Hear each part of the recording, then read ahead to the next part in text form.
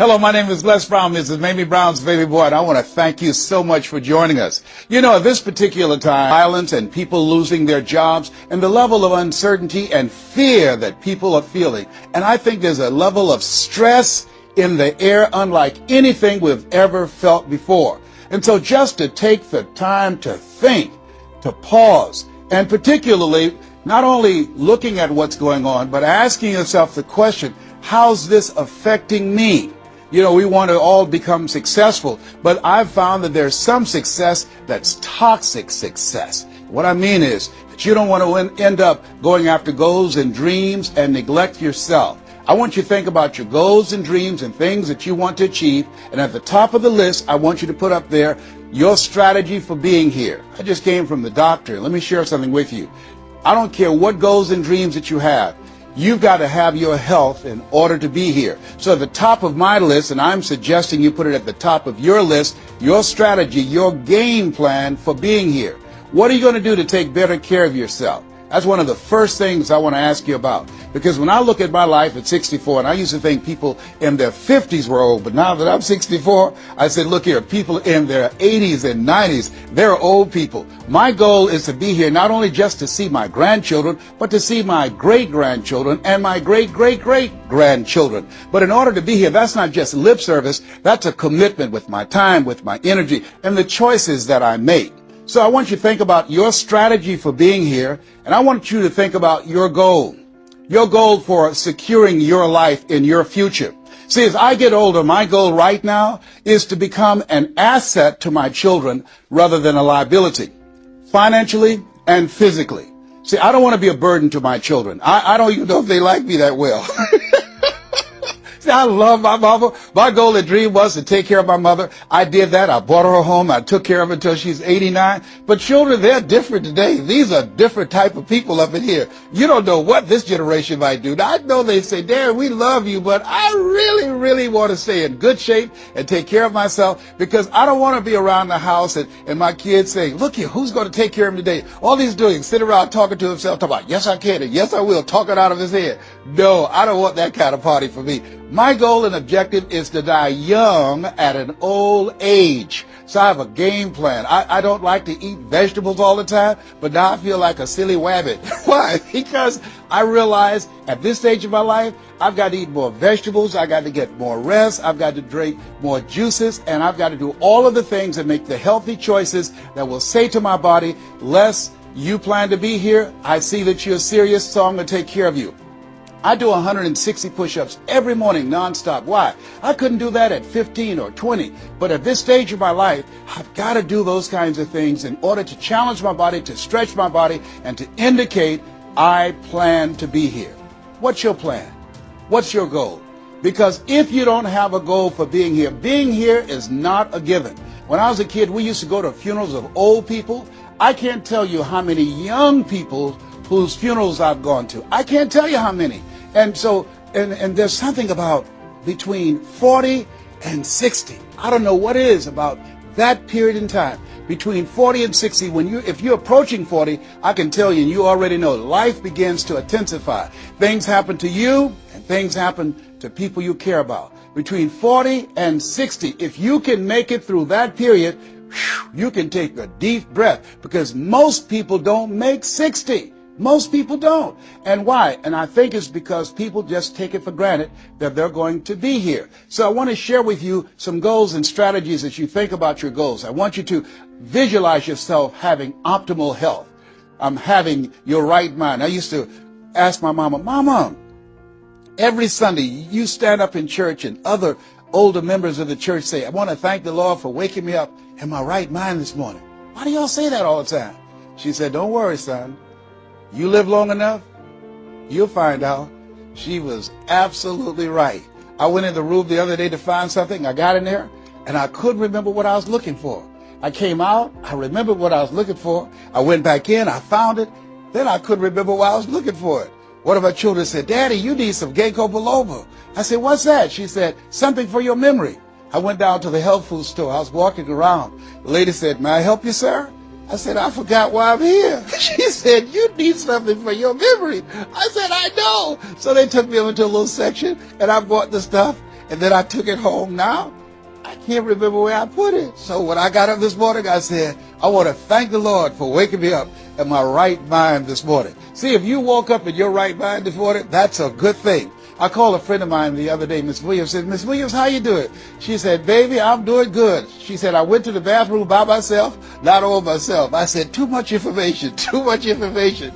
Let me tell you something. But that's a good thing. I know about that. I've been in the hospital. I know what it is not to be able to move. I know what it is to have back challenges. I know what it is to be in pain. So this thing called life, you got your health? Let me share something with you. That's a good thing. A friend of mine, Bishop T.D. Jakes, said, if you got a problem man or money can solve, you ain't got no problem. I can agree with that. And I learned some things going through that experience. And really, I should say, growing through that experience. My goal at that time was to be here. And trust me, it's better be seen than to be viewed. Are you feeling it, brother? Up in here, up in here. So I want you to think about your goals and dreams. And here's what I want you to do right now. I want you to say to yourself, it's possible.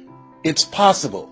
And I want you to follow along with this process. As you think about your goals and dreams, I want you to write this down. I'm going to give you some strategies of maintaining this possibility mindset. I want you to write down mindset maintenance. Mindset maintenance. Let me share something with you. The easiest thing that I do every year is to live my dream. That is, helping people to realize their potential, to step into their greatness, challenging themselves, reinventing themselves, to start their own businesses. I've helped over 400 people earn millions of dollars. The easiest thing I do every year is what I do on a day-to-day basis, going into prisons and juvenile detention centers, teaching young people mindset development, how to become effective communicators, how to dress like a prospect rather than a suspect. Those are the easy things that I do. Let me share with you the most difficult thing that I've ever done in my life. And that was to believe that I could do it. That's the most difficult thing that I've ever done in my entire life. To believe that I, Les Brown, who was born in an abandoned building on a floor in a poor section of Miami, Florida, with a twin brother.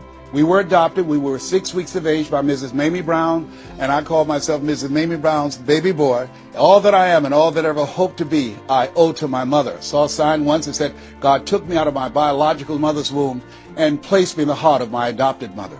To believe that I, Les Brown, who was labeled educable mentally retarded, put back from the 5th grade to the 4th grade, failed again when I was in the 8th grade, to believe that I had the ability to live the life that I'm now living. No one could have told anybody who knew me, including myself, looking in on us when Mrs. Mamie Brown was raising us in a poor section of Miami, Florida called Liberty City in Overtown, that I would be who I am right now. I didn't even know that. And I want you to think about your goals and dreams, and I want you to expand them. Why? Because it has been said that most people fail in life not because they aim too high and miss. No, most people fail in life because they're just like I was for 14 years. They aim too low and hit. And many never aim at all. Not at all. They just go through life surviving. Someone said that many people die at age 25 and don't get buried until they're 65. I was talking to a friend of mine named Rosia, and I said, Rosia, how you doing? And she said, let me tell you something. Life is a mess. I said, girl, what are you talking about? She said, my life is a mess. She said, you know what? She said, I just was sitting up here thinking, I haven't lived. I haven't lived. She said, I've been working hard all my life, paying bills and taking care of my children, and my children are gone, and I've just been thinking, I haven't done anything. She said, when I die, I don't want when people view my body, I don't want them to say, oh, she had a funny expression on her face. I said, what do you mean by that? I don't want to have an expression that I'm mad. Because if I died right now, I would be mad. I said, why? What are some of the things you'd like to do? She said, travel. I would love to travel. I'd like to see the pyramids. I've never been to Paris. I want to go to Paris. I've never been there. There are things that I want to see, things I want to do. She said, I want to make a difference in young girls' lives, teenage mothers. I was a teenage mother. I want to be able to make a difference in their lives and see the impact that I had on their lives. And she mentioned a variety of things. And I remember a story about a lady who went to the doctor, and she was diagnosed with terminal cancer. And she came home and she was sitting at a table and she was drinking some coffee, and all of a sudden she just looked up and she said, I refuse to die an unlived life. I refuse to die an unlived life. And she decided that she was going to live. that up to that point, her life was for her family, for her children, for her husband, but she had left herself out of the equation. Have you ever done that? I remember at a period of my life, I was going to work and I was working on a job that I hated. And at the same time, I was praying that I wouldn't get fired. I was praying that I wasn't laid off. I was miserable. Nobody was holding a gun to my head, but I showed up every day and I used a flimsy excuse. Well, I got to pay the bills. I've got a car payment I have to pay. I have a family, I have children, I have a car note, and I have a mortgage note I have to pay. I've got to survive. I was showing up for a paycheck. Ladies and gentlemen, that's not living. And a friend of mine said, you know when people change? And I said, no. He said, when they get to the point when they say, I've had it. I've had it. I think the only reason that you're listening to me right now, the only reason that you're watching this webinar, that there's somewhere in your heart of hearts that you've said, as you looked at your life, you said, I've had it.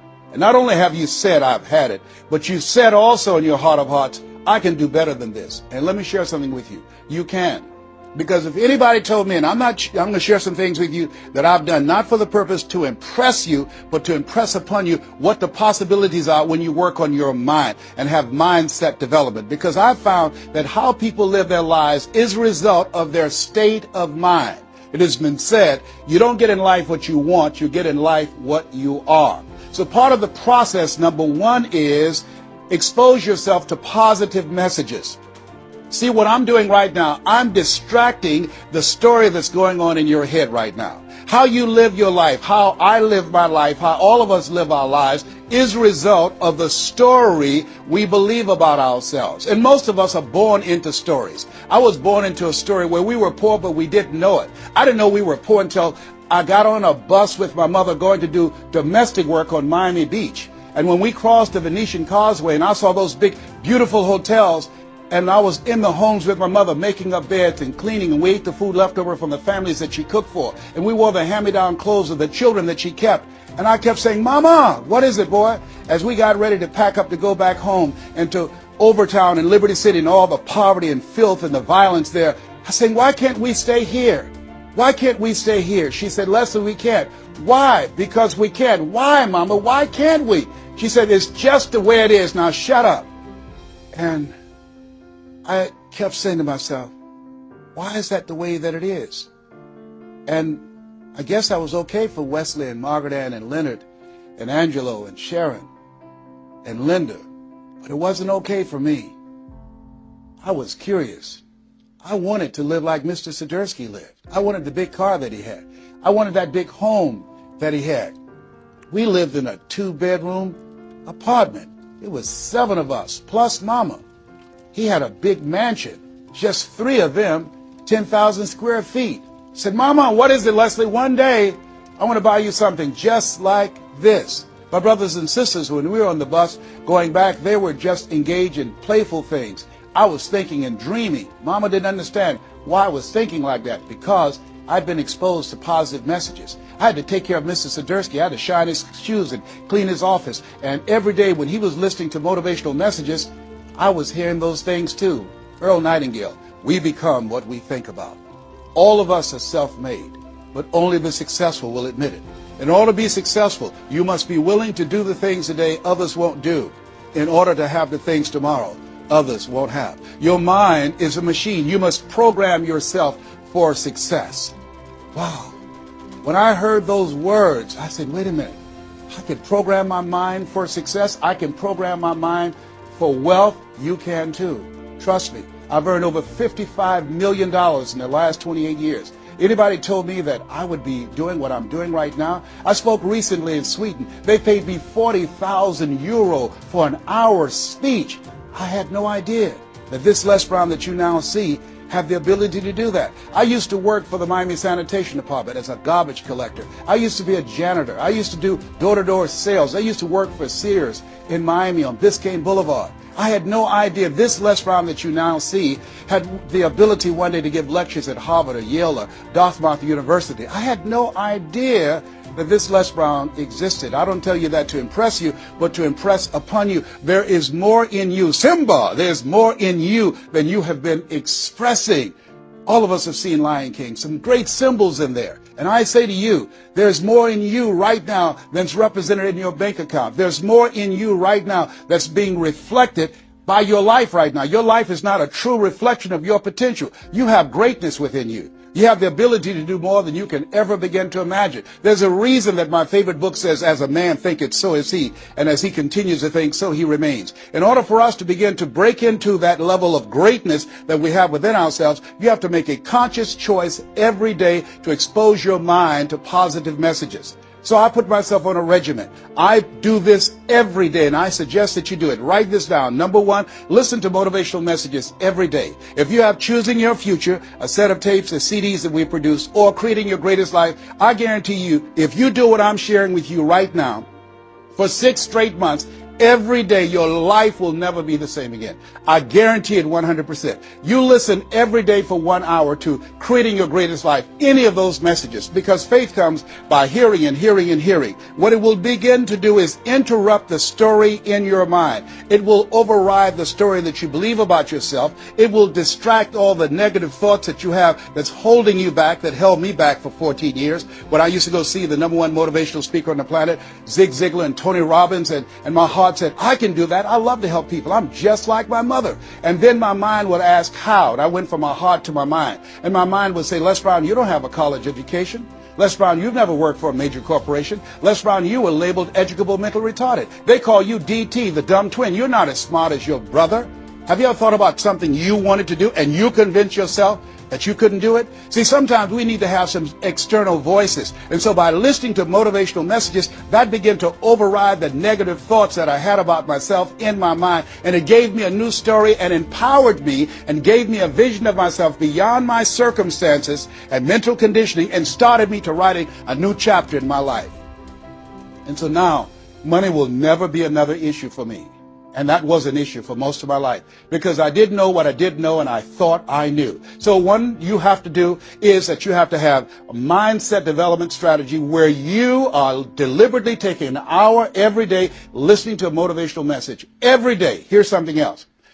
Read 10 to 15 pages of something positive every day. Why? And read it with conviction and stay focused. 10 to 15 pages every day. This is 7 days a week? Absolutely.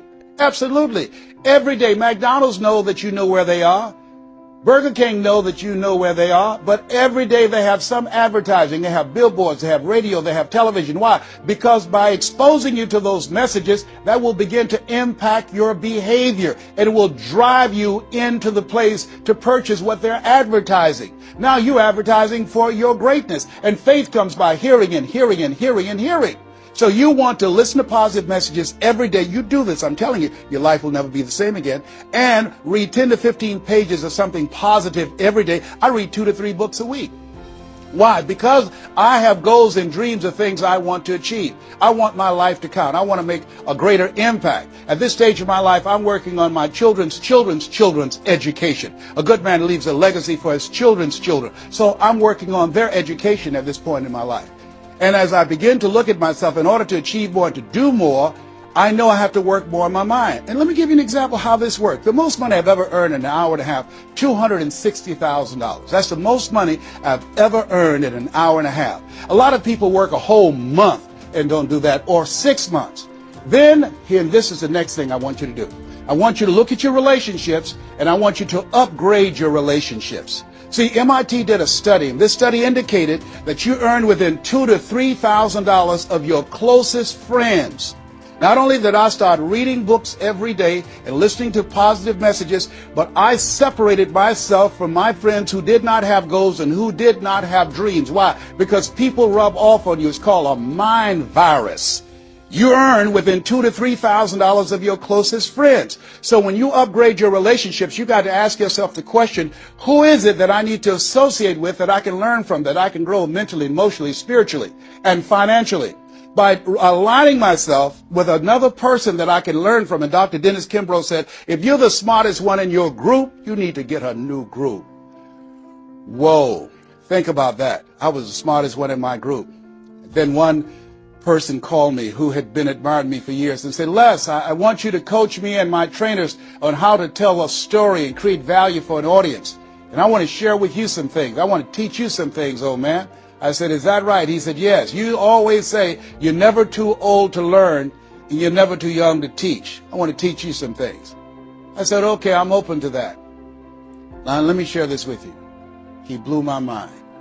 The most money, as I mentioned to you, I've ever earned, speaking to over 8,000 people in Salt Lake City, Utah, $260,000.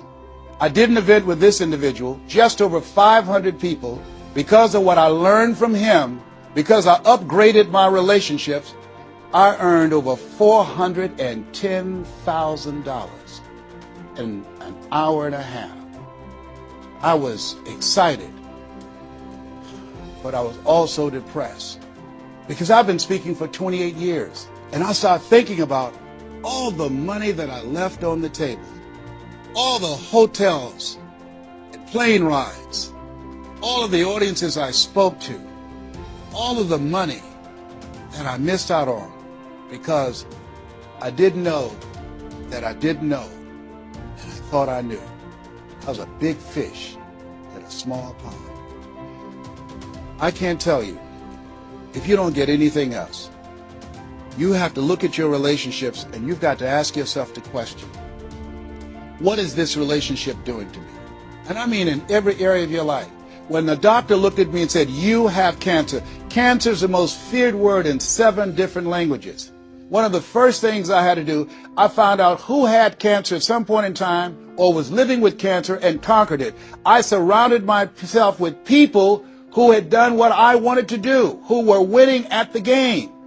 See, it's very important, every area of your life. If you want to improve your health, start hanging around healthy people. They did a 30-year study and said that the reason that most people are obese, it's a mind virus. Listen to what they said. A mind virus is communicated mind to mind. That if you have a friend that's fat or you marry somebody that's obese, you have a 41% to up to 161% of becoming obese yourself.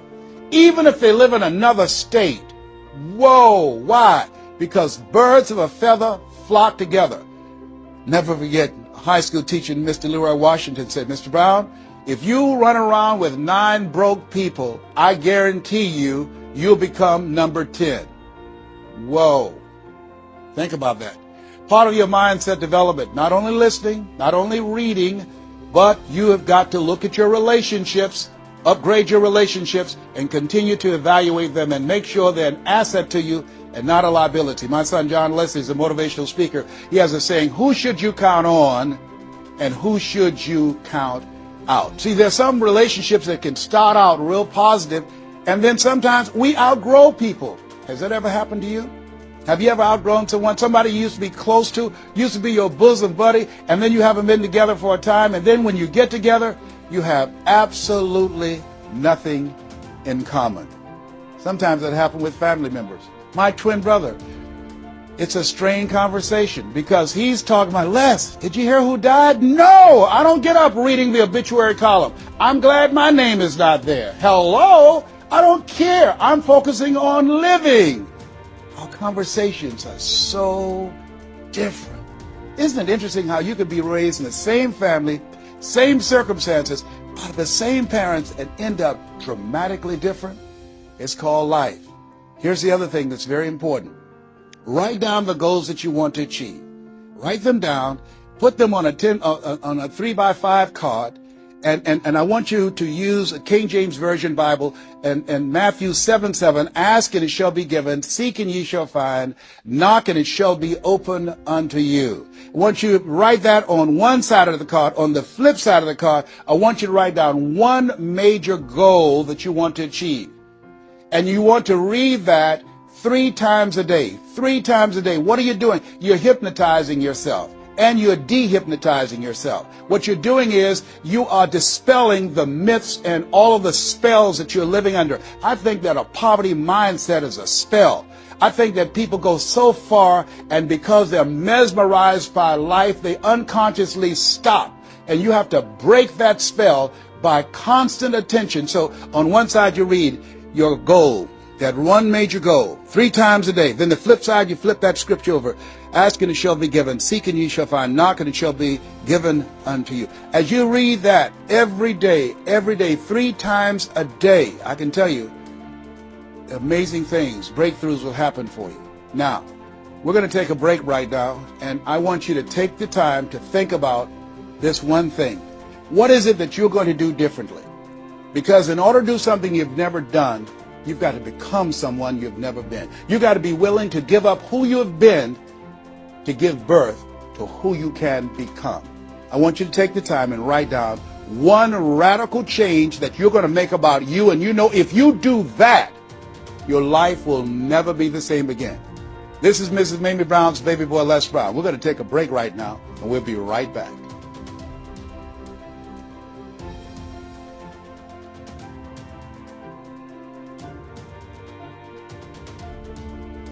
Hello, this is Les Brown, Mrs. Mamie Brown's baby boy. I hope you took some time to really go within because, see, no one knows you like you. You know what it is that you need to work on. I mean, one of my main issues that I had to dramatically change about myself was I had to develop courage. I used to go see people do things. I saw speakers on stage. My heart would say, I can do that. But I didn't have the courage to stand up for myself. For 14 years, I procrastinated. For 14 years, I kept myself as a spectator sitting on the sidelines. And then I saw a speaker, and he was so boring, the room was as quiet as a graveyard between funerals.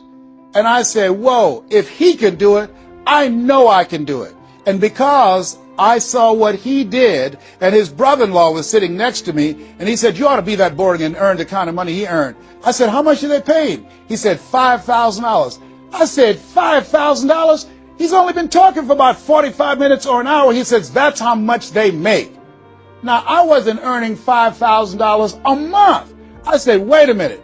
If he can do that, I know I can do that. Have you ever done that before? He gave me courage. And so at that moment, now that was a decision. I didn't have to have his example of somebody that was less talented than I was to give me the courage.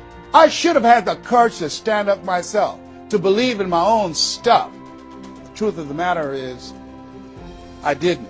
And I can't unscramble those eggs. I cannot pull those years back. I cannot recapture those 14 years. Maybe, that's my favorite book says, forgetting those things which are behind, reaching forth unto those things which are before, and press toward the call of your higher calling. Press toward that mark of your higher calling. And that's what I do. That's what I do every day. I have to continue to work up the courage. I remember going in to do a presentation before a group of educators. I was the only one there without a college degree. And I had to talk to myself. I went into the bathroom and I said, Les Brown, let me tell you something.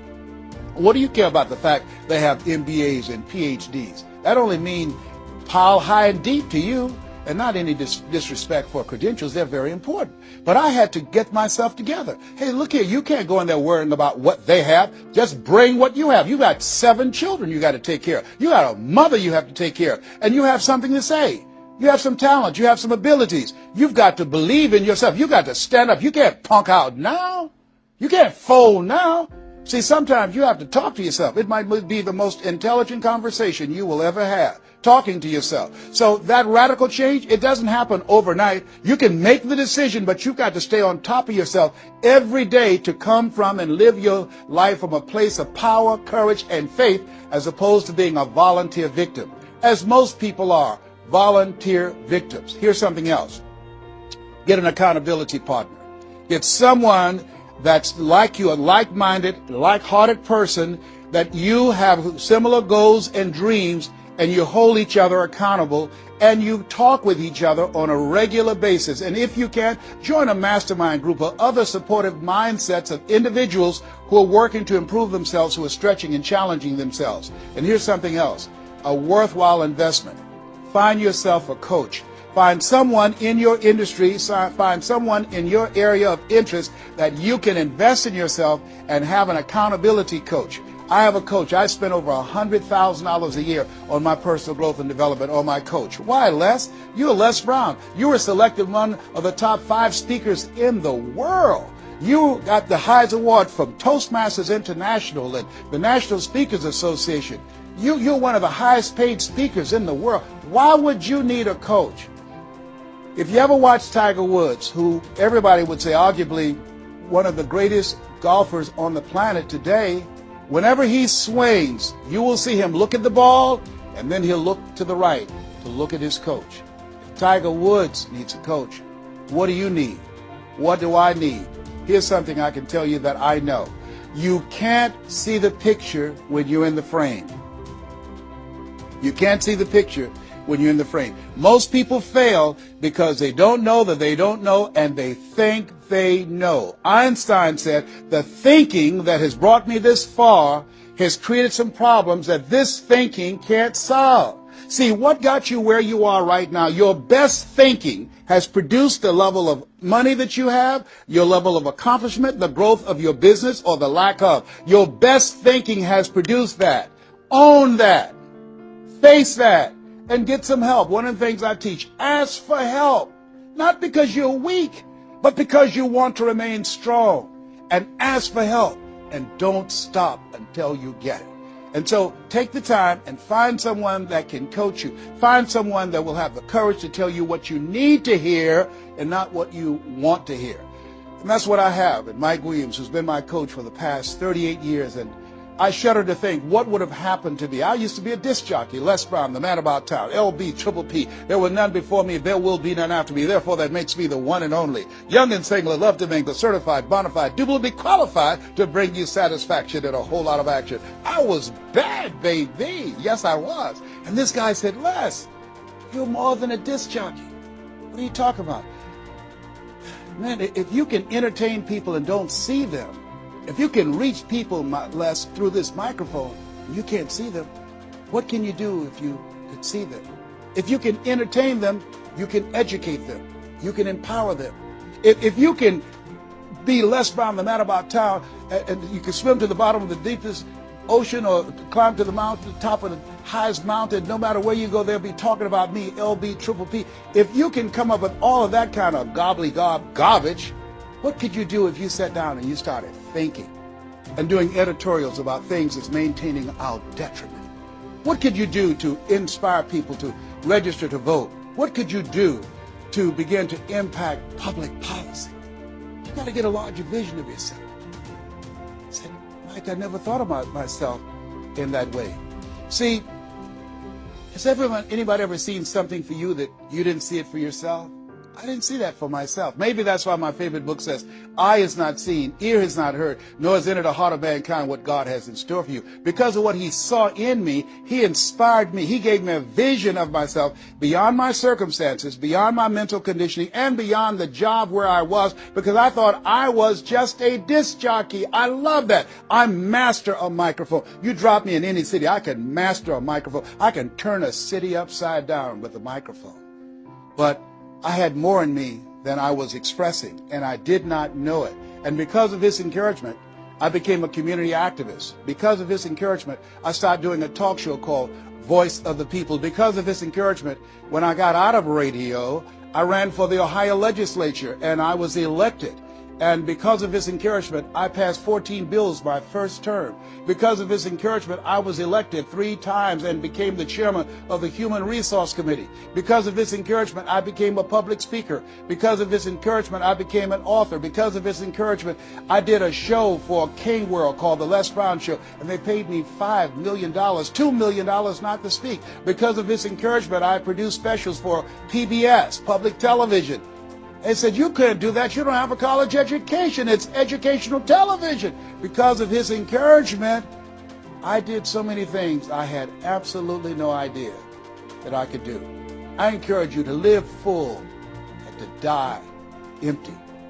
There's more in you right now than just working on a job where they pay you just enough to keep you from quitting and you work just hard enough to keep from getting fired. And when you make the decision and identify that key area of your life that you need to make a radical change, things will begin to open up for you. Now, here's the other thing that's very important. Once you identify your goal, I want you to get, if possible, a visual picture of your goal. My major goal was to buy my mother a home. I got the picture of the home with a 12-foot swimming pool and a basketball court on a golf course. I bought that home for my mother. It cost just over $400,000, 10,000 square feet. I had a picture long before I had the money and the down payment to get it. My goal was to be known nationally and internationally as a speaker. I had that goal. I had a card that I had on one side, asking and shall be given, seeking ye shall find, knocking and shall be opened. On the other side I had, I'm the world's #1 orator. I produced that result in my life. I had a goal of becoming a talk show host. I used to watch Phil Donahue, and I put my picture on the screen of the television. As I listened to the program, I visualized myself there, and I was called by King World Production, and I had my own talk show. Well, it was the highest rated, fastest canceled talk show in the history of television. Well, at least I had one. It's called life. Now, here's something else. You will fail your way to success. Trust me on that. You can have a lot of failures, a lot of disappointments, but you will fail your way to success. Goethe says that which does not kill you will make you stronger. See, 85% of people allow their fear of failure to outweigh their desire to succeed. That's why you have to be of good courage. You have to have courage. When life knocks you down, I have a saying, try and land on your back, because if you can look up, you can get up. So once you look at and decide the goal that you want to put some things, put a treasure board or a goal board and have pictures of the goal that you want to achieve so you can see it every day when you get up in the morning and the last thing at night. You're programming your subconscious mind where 9 out of 10 decisions that you make comes from there. Here's something else.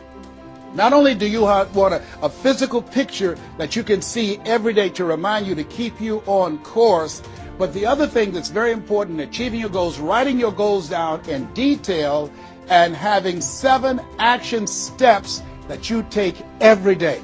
Robert Schuller said, by the yard it's hard, but inch by inch, anything is a cinch. You want to think about what are the things I need to do every day. Break it down into increments. You have your 30-day goals, and you have your 3-month goals, and your 6-month goals, and your 1-year goals, all right? You want to break it down in increments. What do you need to do starting today? Don't squander any time. There goes a second. There goes another second. There goes another second. And all the power in the world can't bring it back. So what are 7 things that you can do starting today?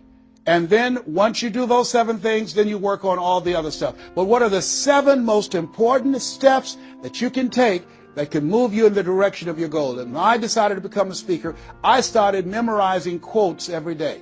That was one of the goals I had, to memorize quotes. I have probably over 400 to 500 quotes and statistics in my head in all kind of areas. I've spoken at the National Convention for real estate conventions, REMAX. I've spoken for doctors and lawyers. I trained over 5,000 doctors last year, teaching doctors how to communicate with their patients to increase their taking of their hypertension medication, to increase their compliance from 30%. I was paid $640,000 in 1 month, Monday through Thursday, 30 minutes a day. A lot of people work a whole year and don't do that. I don't tell you that to impress you, but to impress upon you. You've got greatness in you. You can do more than you can ever begin to imagine. I had no idea this Les Brown you see existed. I had no idea. And the reason that you're watching me now is because you know in your heart of hearts that you can do what I've done and even more. And so as you begin to think about that, think about writing your goals down, listening to motivational messages, changing your relationships, upgrading your relationships, thinking about 7 things you need to do every day, some radical change you need to make in you. There's an old African proverb that says, if there's no enemy within, the enemy outside can do us no harm. Here's something else that's very, very important. As we talked about having a personal coach, the next thing that's important about reaching your goals is this.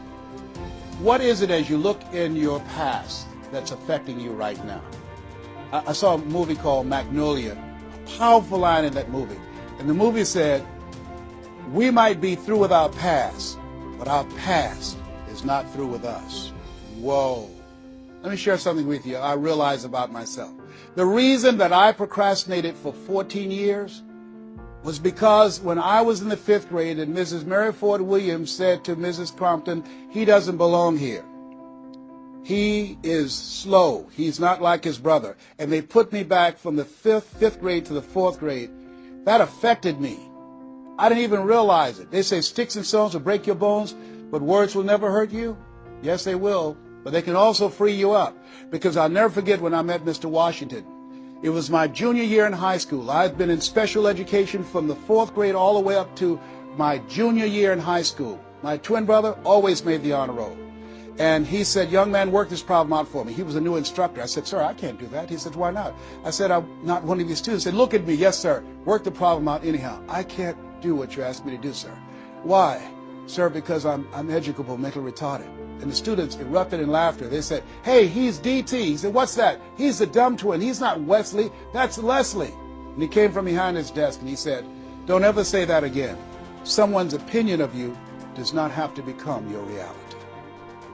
That was a jarring statement. On one hand, I was humiliated, but on the other hand, I was liberated, because he looked at me with the eyes of Goethe, who said, look at a man the way that he is, he only becomes worse.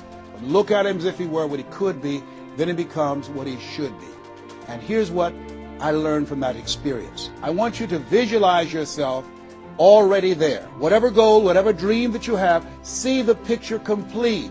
See yourself there. Why? We have something at the base of our brains called the reticular activating system. See, you have genius within you, and to prove it, let me give you an example. The other night, I said, I've got to get up tomorrow morning at 7 o'clock. I was at a hotel. I called downstairs and told them to call me at 7 o'clock.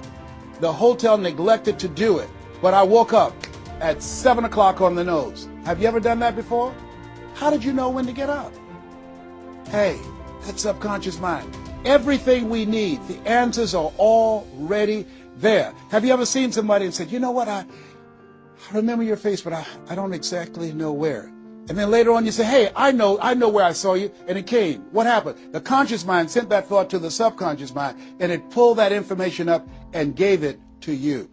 Now, when you begin to hold the vision of what it is you want to achieve, you stimulate what is called the reticular activating system. It's a network like group of cells at the base of your brain. Let me share with you how it works. Have you ever purchased a car? No one goes to buy a car that has the same color that everyone else has. Has that ever happened to you before? But then once you buy the car and you drive it off the lot, you start seeing it everywhere. Say, hey, where did this come from? Let me tell you what happened. You made an investment. And because you made an investment, that piqued your awareness, that stimulated your reticular activating system. Another case in point. I was at a party with a friend of mine, and we were dancing, and music was blasting. She said, wait a minute, my son is crying, he's at the door. I said, your son's not at the door, because even if he were, you wouldn't be able to hear him. And she stopped, went to the door, opened the door, and there her 4-year-old son was at the door. How did she hear it and I didn't hear it and the other people dancing? It wasn't our child. It was her child. Her reticular activating system picked up his whimpering sound. And I'm saying to you that you have that in you. When you focus on your goals and dreams and you visualize it complete, it will stimulate the reticular activating system and it will lead you there, following all the other things that we suggested.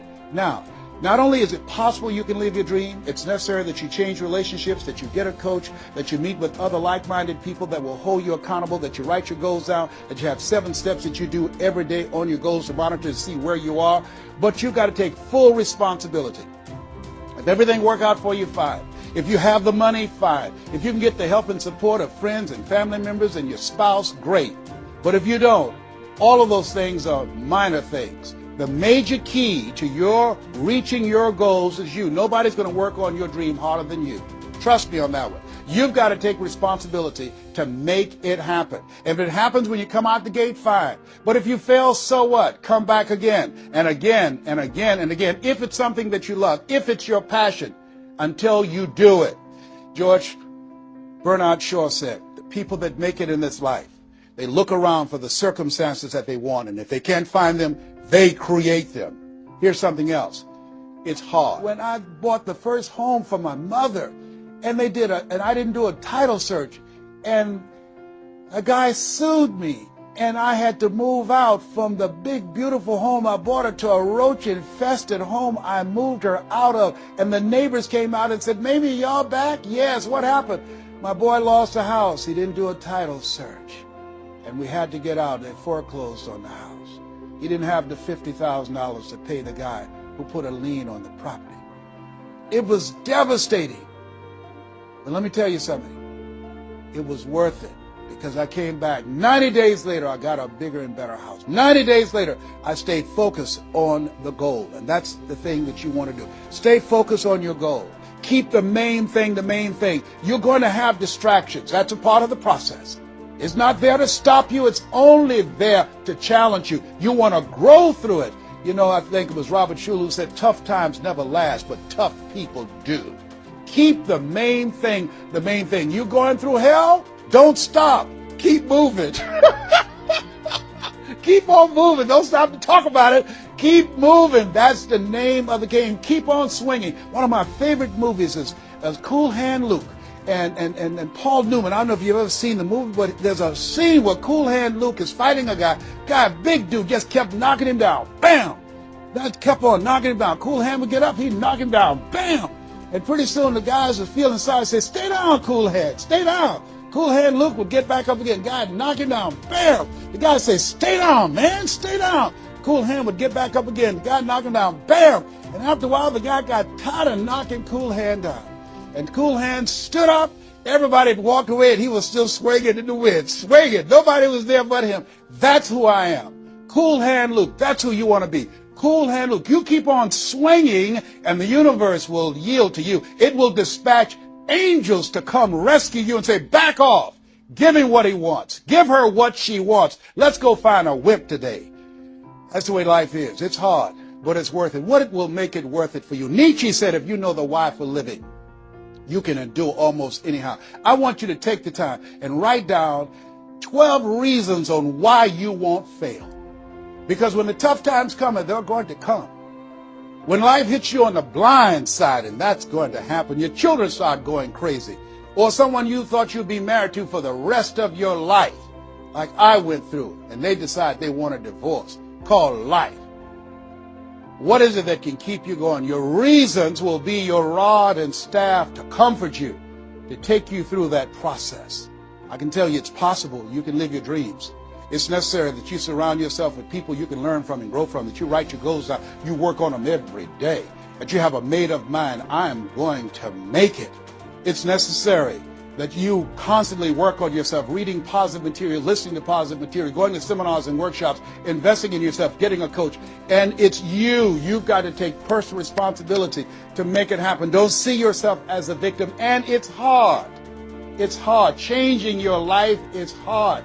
Getting up, working when you're in pain is hard. It's hard. It's hard. Working when you are trying to make something happen for you and the family, and you go home and you're facing a living hell, where you need to refuel and replenish yourself mentally and emotionally and spiritually, and you got a battle in your home base. It's hard to keep the spirit up. It's hard. People don't see the vision. They don't believe in you. They say, oh, you can count on me, and they're not there. They just lie. They're only there when they need you. It's hard. I can tell you, it's worth it. The sacrifice that you have to make, I can tell you from my experience, it's worth it. So take the time to write down, what are those 12 reasons on why you won't give up? What is it that will make it worth it for you? And once you find that, you will create some momentum in your life, and then it's done. It's done. Stick a fork in it. It's done. Here's something I want you to keep in mind. Life is a fight for territory. It's a fight for territory. And once you stop fighting for what you want, what you don't want will automatically take over. I want you to read that. I want you to memorize that. I want you to put it someplace where you can see it. I want you to keep that in mind. Life is a fight for territory. And once you stop fighting for what you want, what you don't want will automatically take over. Once you stop fighting for financial freedom, I am cancer-free, I'm debt-free, and I'm drama-free. I have the faith to call forth those things that be not as though they were. I'm fighting for my peace of mind. I'm fighting for my freedom. I'm fighting for my children's children's children. I'm fighting to create a brighter tomorrow. I'm fighting to make a difference in life. I'm fighting to make my print, to leave my mark. I refuse to die and unlive life. And that's what you are doing right now. You're saying to yourself, I refuse to die and unlive life. I want my life to count. I want my life to mean something. I want not to be a burden to anybody. I want to control my own future, to write my own check, to control my own destiny. to do what I want to do when I want to do it. Not to answer to anyone else but myself. You have it like that. The only reason you're watching me is because we're cut from the same cloth. We're branches of the same tree. The only reason you take the time to invest in your time, your money, and your energy, just stay here and focus right now. Because you feel me in your heart. Where your heart is, there your treasure is also. As a man thinketh in his heart, so is he. And I say to you, keep in mind what I said. Life is a fight for territory. Once you stop fighting for what you want, what you don't want will automatically take over. Jim Rohn said something I love. He said, when the end comes for you, let it find you conquering a new mountain, not sliding down an old one. No. Life is too short and unpredictable, as Helen Keller would say. Eat the dessert first. Don't let it find you sliding down the same mountain. I don't know what your goals are. I don't know what your dreams are. Here's what I know about you. You have greatness within you. Here's what I know about you, and I don't even know you, but based upon my own experience, you were chosen on purpose for a purpose. 1 out of 400 million sperm. You have greatness within you, but greatness is a choice. It's not your destiny. It's a choice that you have to make every day. Choose ye this day whom ye shall serve. The mediocre part of yourself or the greatness that you were chosen for. This has been Mrs. Mamie Brown's Baby Boy. I hope you've gotten some value out of this. It's been a plum-pleasing pleasure as well as a privilege. God bless you. God bless your dream. God bless the greatness that is in you. The world needs you, and we need you now. And so it is.